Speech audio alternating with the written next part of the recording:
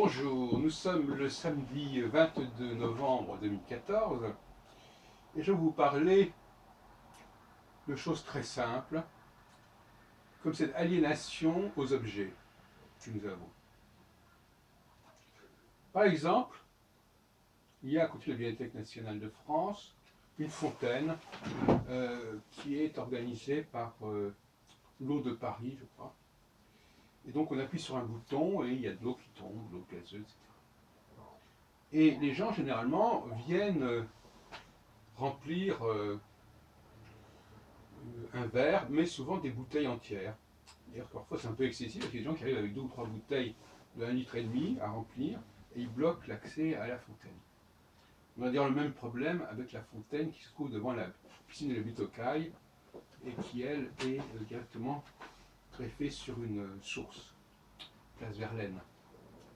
Et alors moi, ma façon de faire, que j'ai développée quand j'étais petit, c'était de mettre de l'eau dans la main. Je mets l'eau de la main, je fais couler l'eau dans la main, et puis je rapproche la main de la bouche.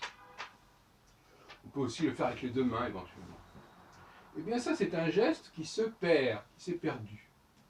Les gens, je pense que même les gosses ne savent pas faire ça. Les gens ont besoin d'un gobelet, tout au minimum d'un gobelet. Donc ils n'ont pas le contact direct de la main avec l'eau. La main ne peut pas servir de gobelet, il faut utiliser un gobelet. Bon, ça, c'est comme un phénomène décadent, flagrant, c'est-à-dire tout à fait flagrant et regrettable, et qui est tout à fait emblématique, n'est-ce pas, de cette espèce d'altérité extérieure qui fait que on ne développe pas une quelconque autosuffisance. Hein.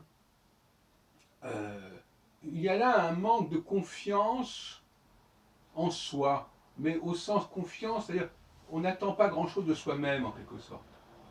Moi aussi, par exemple, quand j'étais petit, eh bien, quand j'avais un petit problème, un petit bobo, je salivais et j'appliquais la salive sur le mal.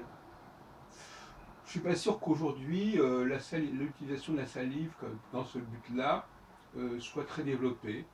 On va mettre un produit, on va mettre du coton, je ne sais pas quoi. Donc là encore, il y a un manque d'autonomie, il y a une perte d'autonomie qui est tout à fait caractéristique. Et ça va aussi pour d'autres choses. À une certaine époque, par exemple, les gens n'avaient pas besoin de micro. Ils parlaient à voix haute, et puis bon, bah voilà, ou bien on avait une voix qui passait, ou bien on avait une qui ne passait pas. C'était un critère de sélection. Il fallait avoir une voix de stentor dans les grandes réunions pour pouvoir prendre la parole. Maintenant, la personne, même avec un tout petit filet de voix, on lui met un micro et ça va. Et là encore, aide extérieure, et tout ça, ça crée un nivellement.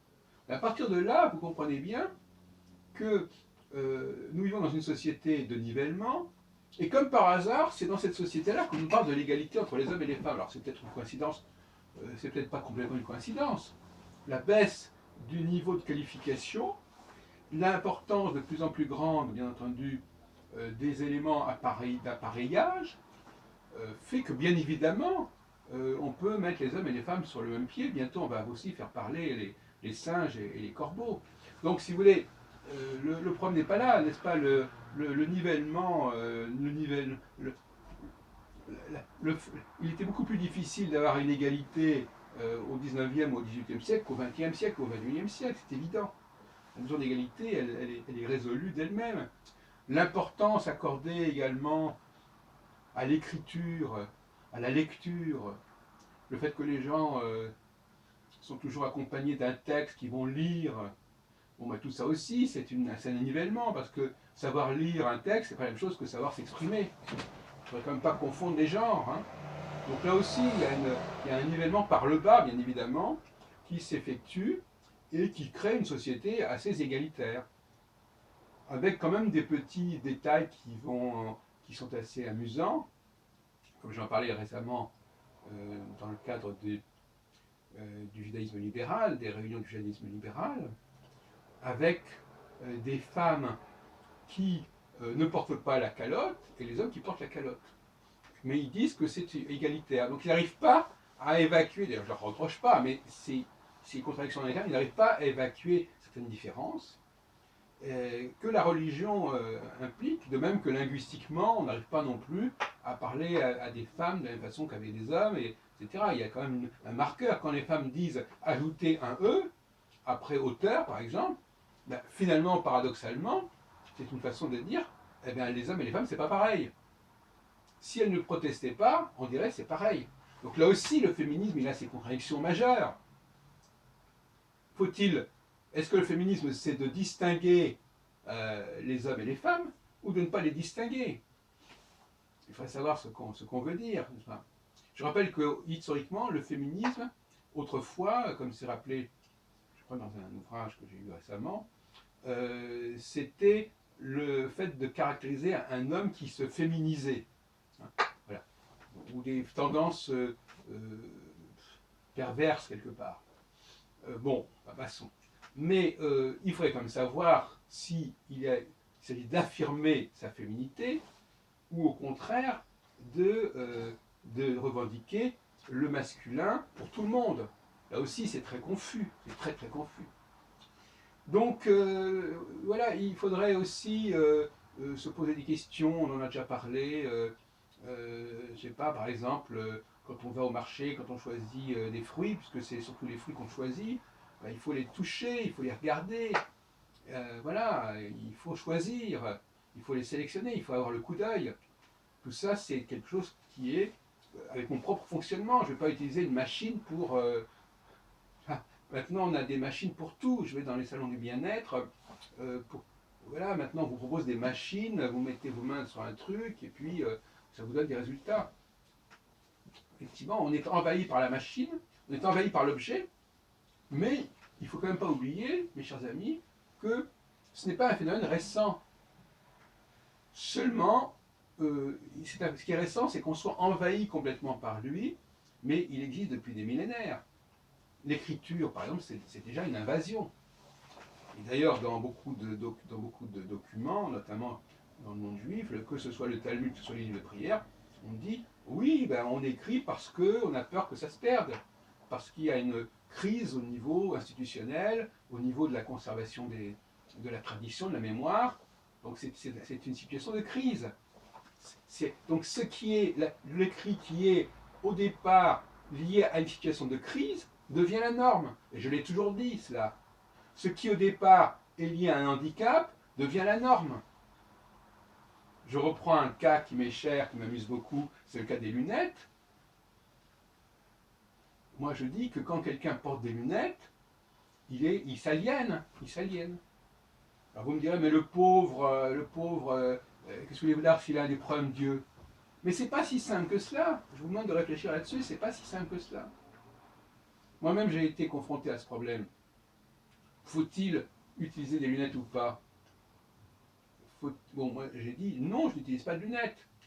Je le fais exceptionnellement quand il y a des chiffres. Là, on ne peut pas deviner, parce qu'en fin de compte, la lecture, c'est aussi de capter les choses. Bon, quand on a besoin d'être absolument certain de quelque chose, parfois, une succession, un téléphone, par exemple, on ne peut pas l'inventer. Par contre, un nom propre, un discours, on peut sentir les choses. Donc, on n'a pas besoin de lunettes quand on peut, même si on a une vue qui baisse légèrement, quand on peut deviner les choses.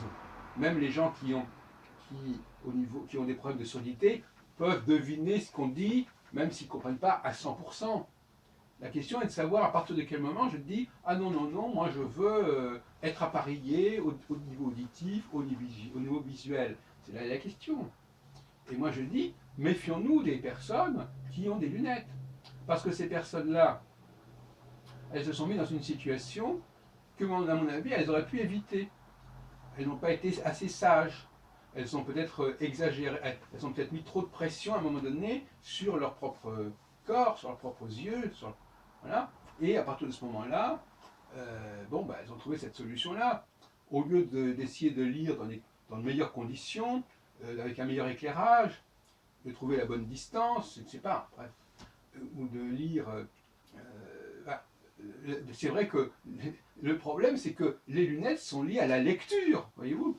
Et la lecture, c'est déjà un objet. Voyez-vous, l'objet livre va déterminer l'objet lunette.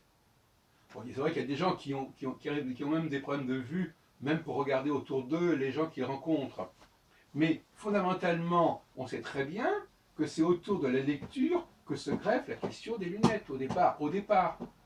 Démentez-moi si je me trompe. Donc on voit bien qu'on a un cercle vicieux et qu'il y a des personnes qui arrivent à échapper à ce cercle vicieux. Euh, en lisant moins, il y a plusieurs façons de faire. Normalement, je pense que, par exemple, c'est moins dramatique que les femmes portent des lunettes que les hommes, par exemple. Et de manière générale, c'est moins dramatique que les femmes lisent que les hommes, que les femmes écrivent que les hommes. Les femmes ont une fonction beaucoup plus liée à la technique, à la technologie, à la machine que les hommes. Et donc, effectivement, voilà, c'est-à-dire, on le sait très bien, qui est-ce qui autrefois tapait à la machine? C'était pas les hommes, c'était les femmes. Bon, voilà. Donc, laissons la technique, ce qui crée d'ailleurs ce qui leur donne un rôle, une fonction, c'est vrai. Pourquoi empiéter sur la fonction mécanique des femmes, qui sont assimilables quelque part, en effet, au monde des machines, au monde des objets, qui sont les actionnaires, qui sont les agents de ces objets, qui font marcher ces objets. Hein. Par exemple, bon, vous donnez une partition à une femme, voilà, elle se met devant un piano, elle fait marcher, elle fait fonctionner la partition. Donc effectivement, il faut aussi, moi je suis pour que on emprunte. Il y a eu probablement des excès. Les hommes ont trop empiété sur le domaine des femmes, notamment au niveau de l'utilisation des claviers, etc., au niveau de l'écriture, au niveau de la lecture, et à partir de ce moment-là, ça crée aussi un déséquilibre. Mais oui, parce que dès qu'on ne respecte pas le créneau dans lequel on est, on crée des déséquilibres, on crée des migrations, on crée des processus de changement qui sont perturbants.